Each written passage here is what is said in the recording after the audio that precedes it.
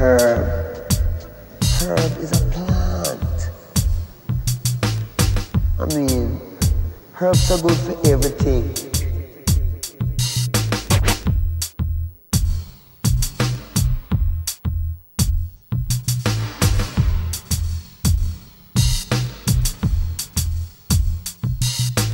Herb.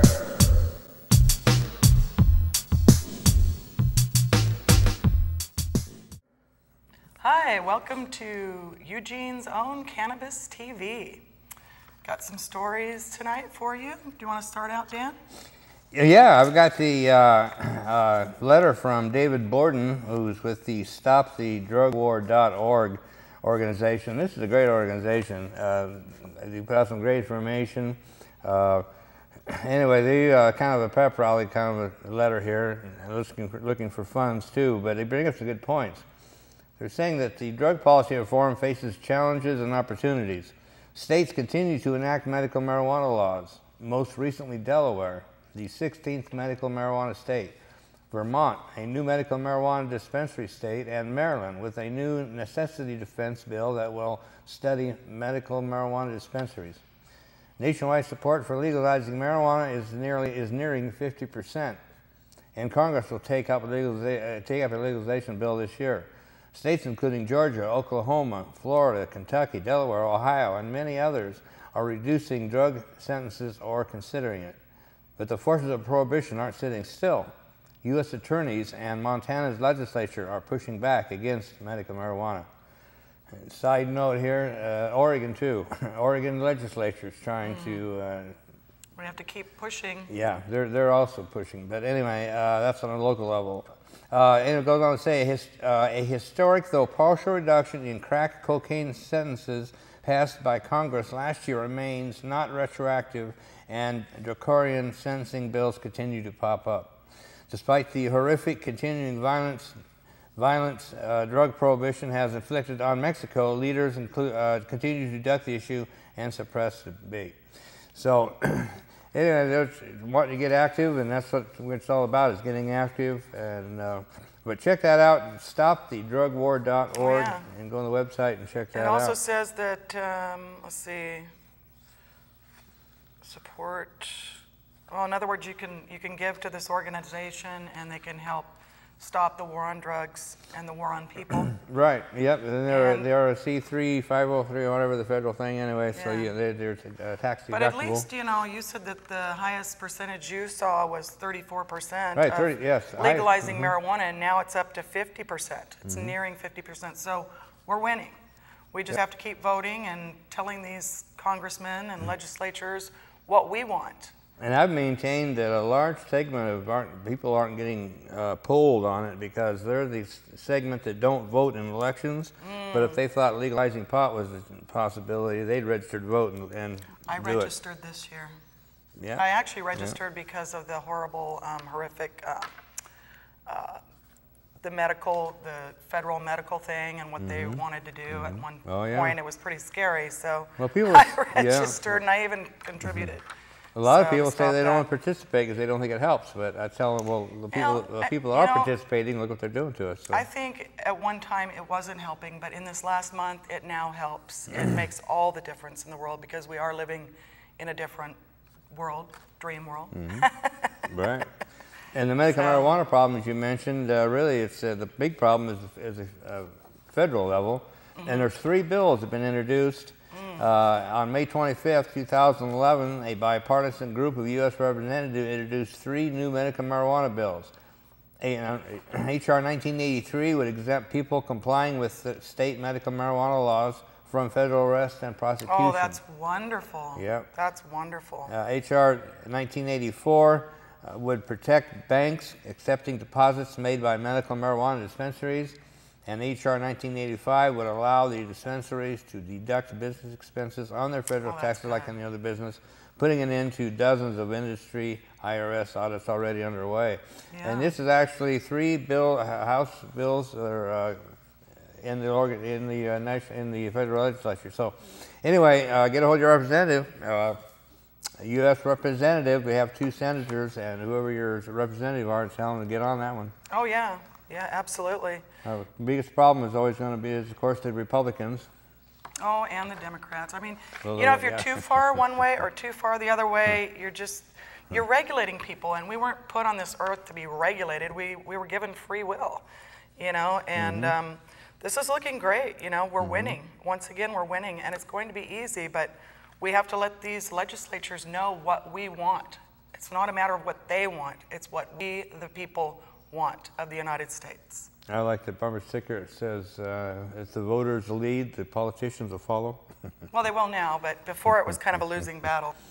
I like the one that says, politicians pretend to tell the truth and we pretend to believe them. Oh, yeah. Well, I like the ones where how do you know when a politician is lying? When he opens his mouth. Yeah. That's my favorite. Oh, yeah. Yeah. Yeah. Well, the next story we have is this Tucson SWAT team, or the SWAT team killing.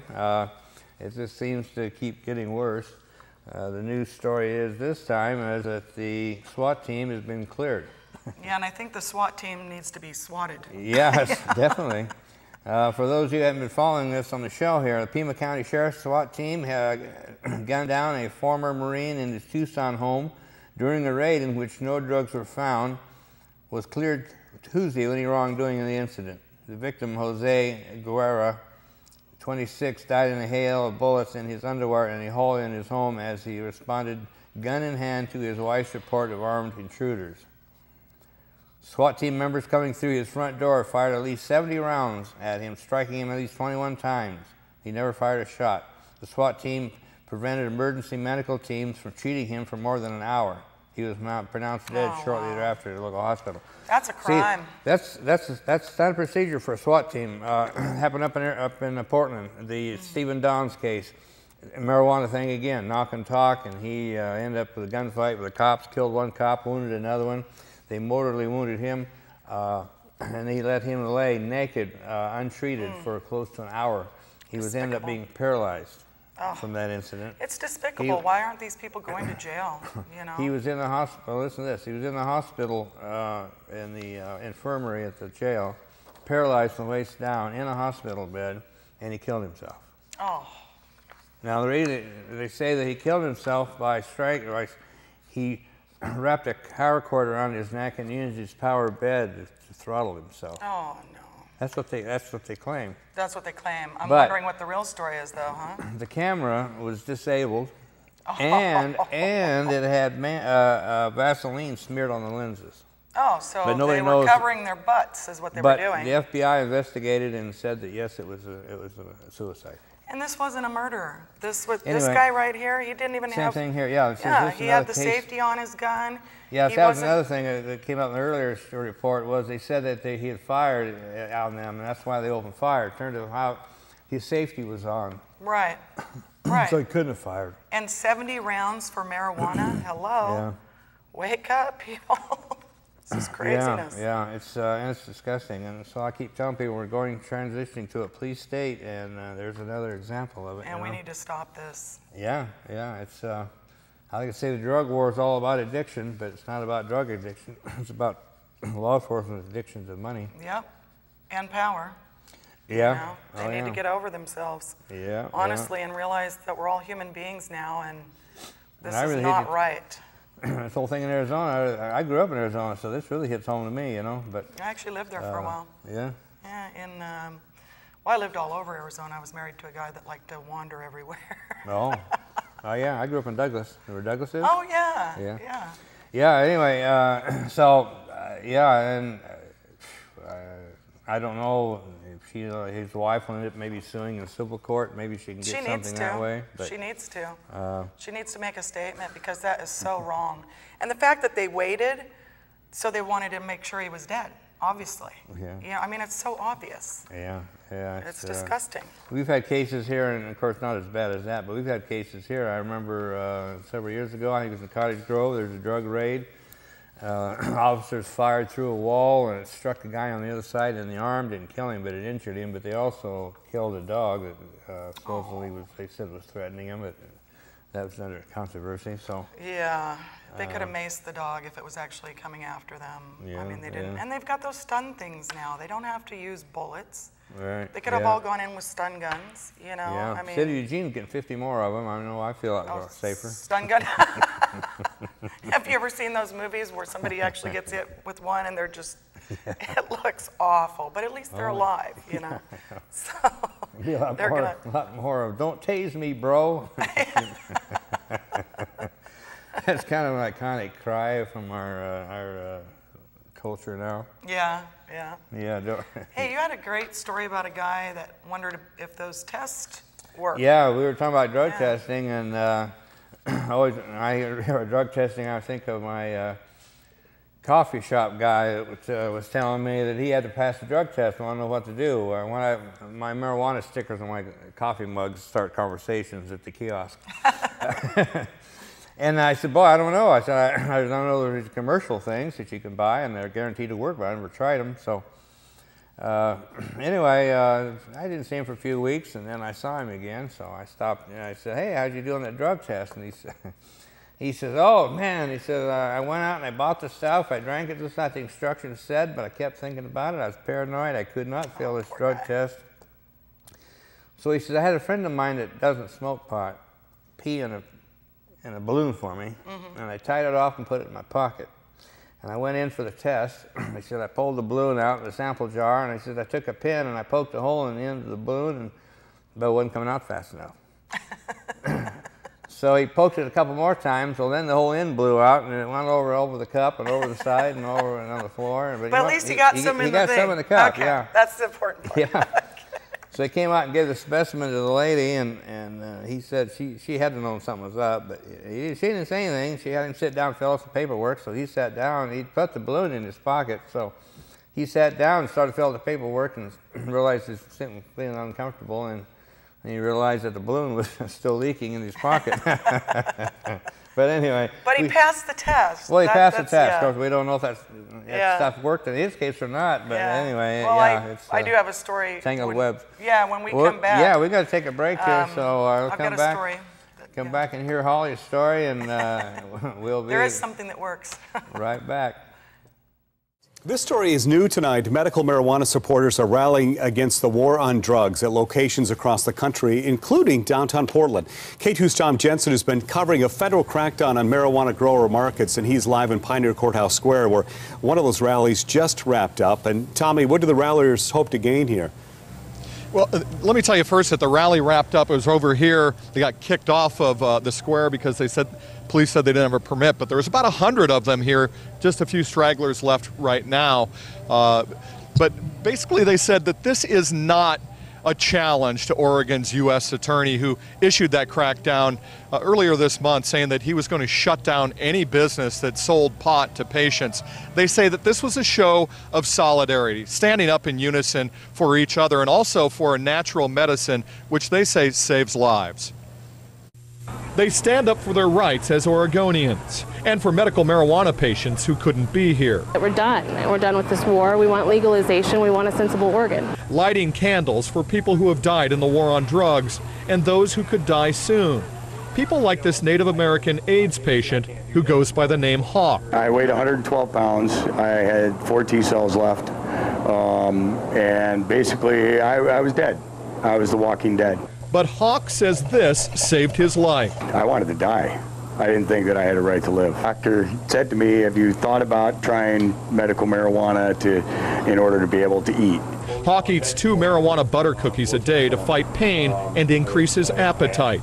After just 6 months, his weight is now 200 pounds. His T cells, the tools his body uses to fight viruses and infections, has gone from just 4 to 1,300. So Hawk applauds the people fighting for him. And he issues a warning to Oregon's U.S. attorney that his actions, as much as he believes in them, will help criminal dope dealers and kill patients. And people are going to die, okay? And they're not going to die just from their disease. They're going to die because they're going to go out on the streets and they're going to try and buy medicine there. They're going to get ripped off, and then they're going to stand up for themselves, and then somebody's going to end up dying because of it. The federal government is not getting a piece of it. That's what it boils down to. And in the meantime, people are going to die. Now at home, a lot of you may be asking yourselves, why didn't Hawk take the already FDA-approved synthetic marijuana called Marinol. Well, he says that he did, and not only did it make him sicker, but he said it also made him insane. He said he stopped that, he stopped all pharmaceutical drugs, and he only now is taking cannabis, and he says he believes that he would be dead without it. We're live in the downtown. Tom Jensen, K2 News. We're back. Welcome back. We have one more story. Do you want to start that out, Dan? Yeah, yeah, this is the same problem we're having in Oregon. This is out of Washington. No job protection for Washington medical marijuana patients, the court rules. Says employers in Washington state can fire employees who fail a drug test, even if they have a valid recommendation to use medical marijuana, the state Supreme Court ruled Thursday. The ruling came in the case of a Bremerton woman who was fired from her job after testing positive for pot, although she had a recommendation to use marijuana for migraine headaches. This is the part that I always look at. Take prescribed Adderall, Oxycontin, or Vicodin, no problem. Oh, yeah, and you know how addictive those are. I know that my husband once he had a surgery, and he got a prescription before his surgery, and then they gave him another, so he had a whole bunch. So therefore, I don't know, 3 months, he was addicted to that stuff until we ran out. Thank God we ran out. But I mean, it's addictive. Marijuana is not physically addicting. Yeah, I don't think I've tried any of those, but I know I did when I had neck surgery. I had oh gosh, my mind went blank. Vicodin? No. I want to say heroin. No, not heroin. Morphine? Morphine, thank you. Morphine, yes. okay. Morphine. And I thought, wow, I can see people get in trouble with this. That was great. I told the wife, let's take some home in a bag. This is great stuff. So I can see people get in trouble with that. But anyway, but medical marijuana gets you fired. You know, there's the insanity. There's the insanity. Yeah. Something natural, especially when you make it in baked goods and everything. Yeah. There's no damage to lungs. It's all healthy, natural. In the case of Jane Roe versus Teletech Customer Care Management, the anonymous plaintiff was pulled out of a training class and fired in October 2006 because she failed a pre-employment drug test. Her attorney argued that the Washington state medical marijuana law implicitly required employers to accommodate medical marijuana use outside the workplace.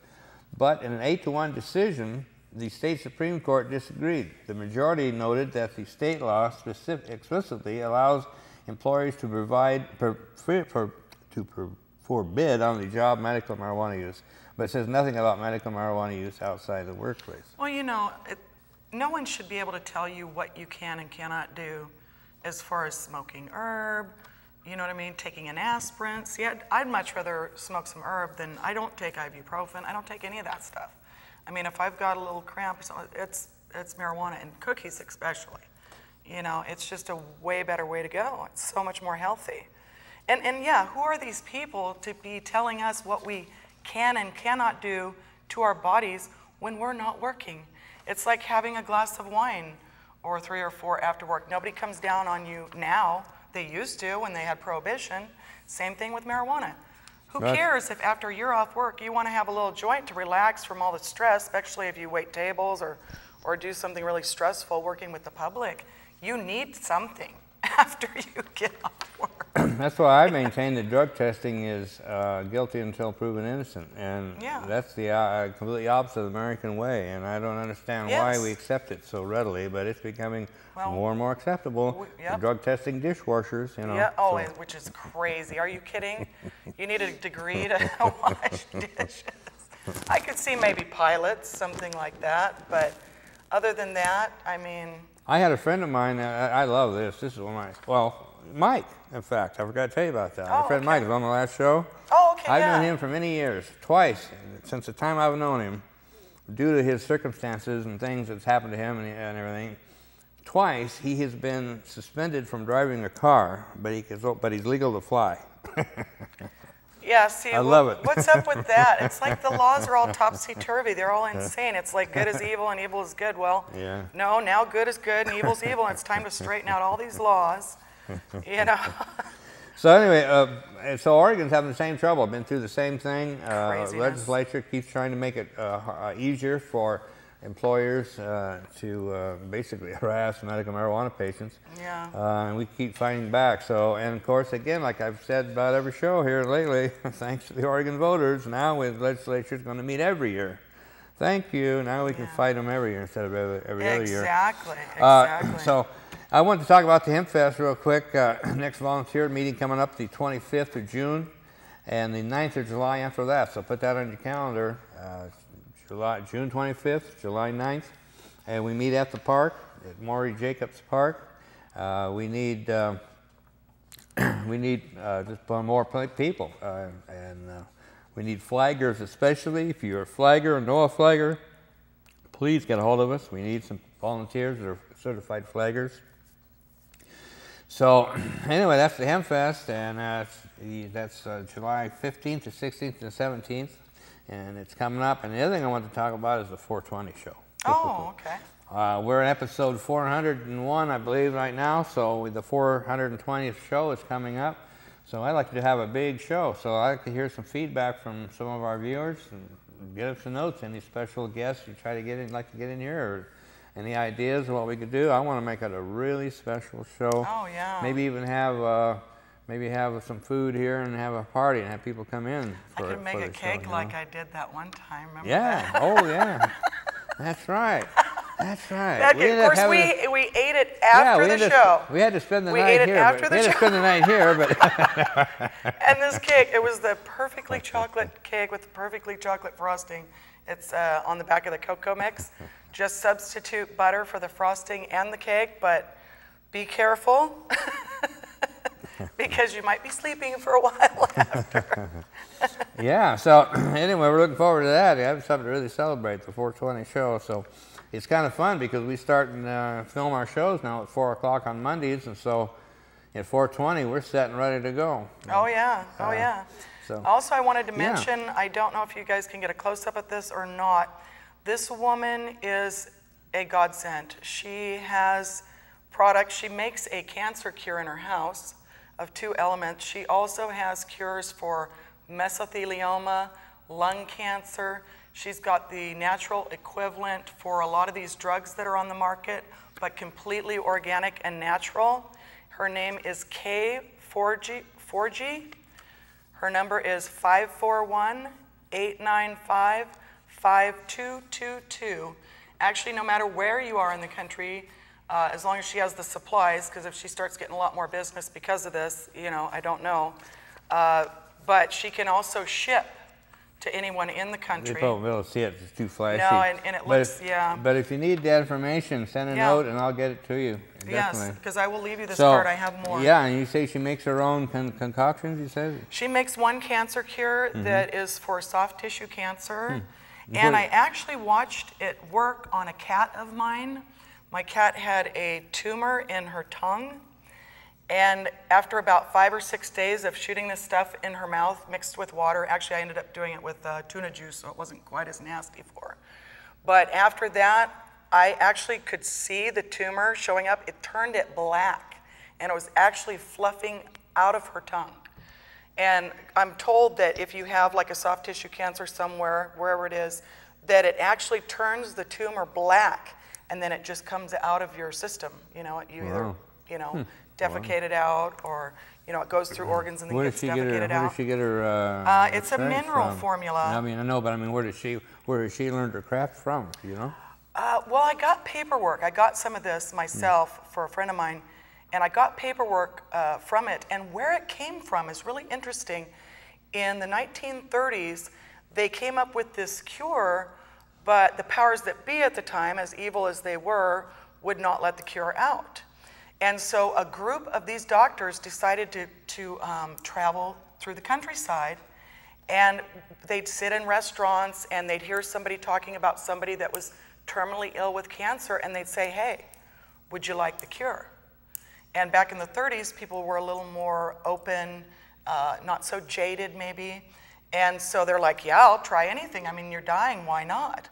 So they did, and these people were getting cured left and right all over the place. And the paperwork, she got a hold of the paperwork somehow. I don't know if it was part of her family that was involved or what, but she got a hold of the paperwork and then started making it herself.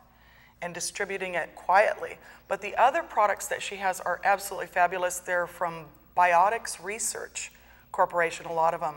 And that's the one with the cure for mesothelioma. She has 2 or 3 people that she's cured that, you know, they say there's no cure for it. These pills, I take them myself because I'm a smoker, and they are fabulous. They've saved my husband's life, you know.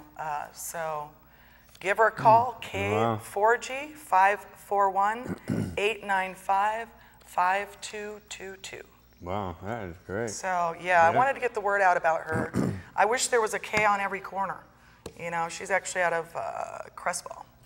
But, yeah. Yeah, not far from here. That's great. No. It's good to always have a new, if anything ever happened to you, Dan, oh, yeah. that's why that card's yours. I've got quite a few at my house. Or your wife, anybody you know. Oh, yeah, well, you never know. Yeah, definitely. So, that's interesting. Yeah. We had I can't remember, Dave, I think his name was David. We had a cancer patient on the show. I understand he since passed away, but he had big growths on his neck. You know, poor guy. I felt bad for him, and he was trying the Rick Simpson cannabis tincture regime, but it takes so much of that. You have to be, you have to be, have probably a have big, to catch it right away too, well, I would think. Well, yeah, but the main thing is you have to have a big source. It takes premium bud and a lot of it to make this tincture. To make the tinctures, So and that you can get just- expensive. Yeah, well, yeah, you just about have to be growing your own and at a very large quantity, and so it's... And the best that you can probably find, maybe some train wreck or one of those. Right, and yeah. Something So, really hey, potent. we're going to wrap it up, and we appreciate Holly coming back. Not a problem. 3 out of 3. Hey, I'm 3's the number. so God keeps giving we me the number appreciate- 3, right, and all right. you know, we're Well, Holly still was dreaming. my But co-host for quite some time, and it's glad to have her back for a visit, and we'll always welcome back anytime. So thanks so much, and I hope you should be back at least on the show 420. maybe the 420. Maybe the 420. Yeah. We'll see how it goes. All right, well, great. We're going to wrap it up, and thanks a lot. We'll talk to you next time, and be cool, and never consent to a search. Or a drug test. And if you have to, Test Pure works awesome. Test Pure. Yeah, it Check comes in a out. box. You can get it wherever you buy your, you know, head shop stuff. Great. So, Thank you. We're gone. good night. Why these people who want to do so much good for everyone, who call themselves governments and this and that, why them say you must not use the herb?